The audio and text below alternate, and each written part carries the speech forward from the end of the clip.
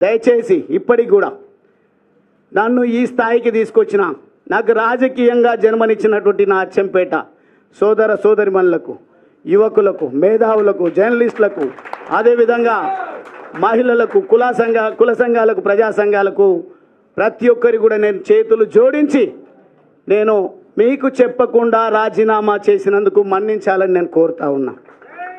కారణం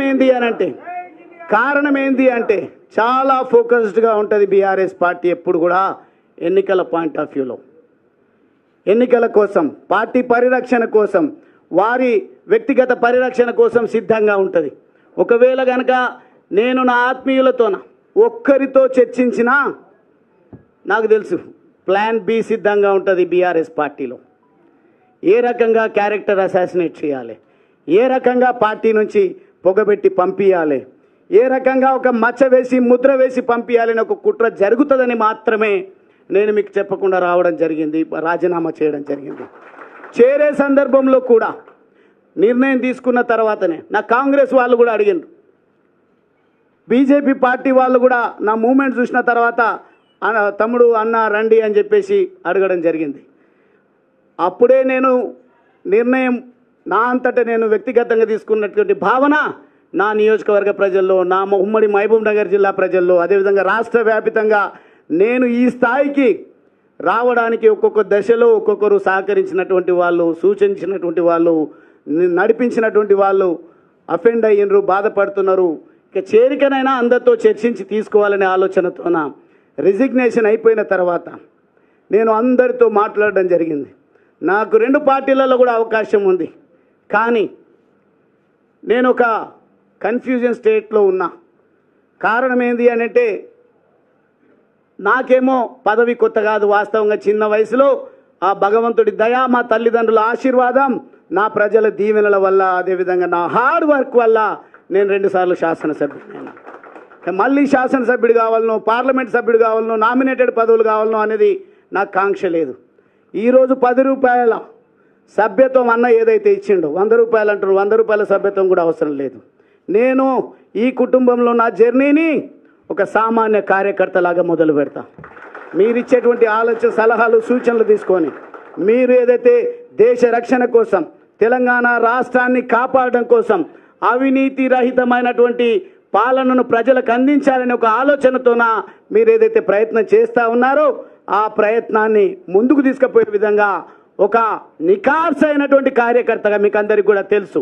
20 సంవత్సరాలు దాదాపుగా 2 దశాబ్దాల పాటుగా నేను బీఆర్ఎస్ పార్టీలో పనిచేసిన, ప్రభుత్వ విప్పుగా కూడా పనిచేసిన, చాలా ఇంపార్టెంట్ టాస్క్స్ ఏవి ఇచ్చినా కానీ ఒక నిబద్ధత కలిగినటువంటి కార్యకర్తగా నేను అక్కడ పనిచేసి మెప్పు పొందడం జరిగింది. అందుకే మొన్న అచ్చంపేటకు వచ్చి పెద్ద నాయకులు రావాలనుకున్నారంట.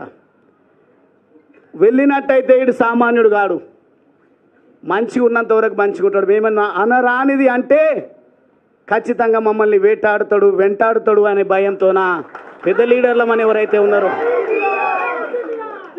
వాళ్ళు రాకుండా మా జిల్లాలో ఒక ఆయన పెద్ద నాయకుడు ఉన్నాడు.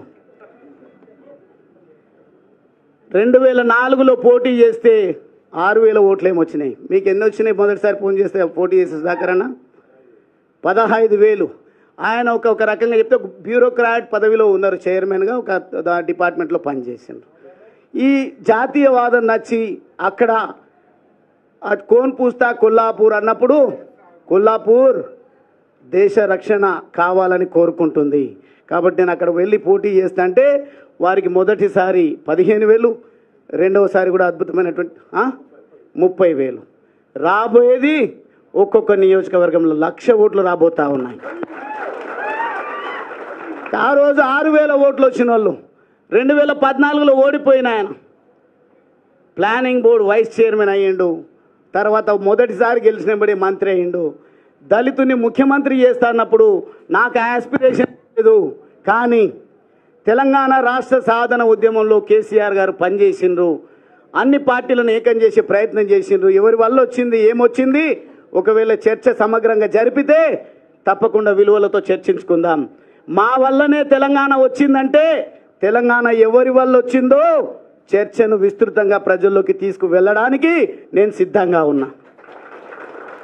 తెలంగాణ రాష్ట్ర సమితిలో చేరిన తర్వాత నేను ఎమ్మెల్యేగా నాకు అచ్చంపేట నుంచి టికెట్ ప్రకటించిన తర్వాత ఆల్ ఆఫ్ ఎ సడన్ నేను ఏం నేరం చేసినో తెలియదు, నేనేం పాపం చేసినో తెలియదు.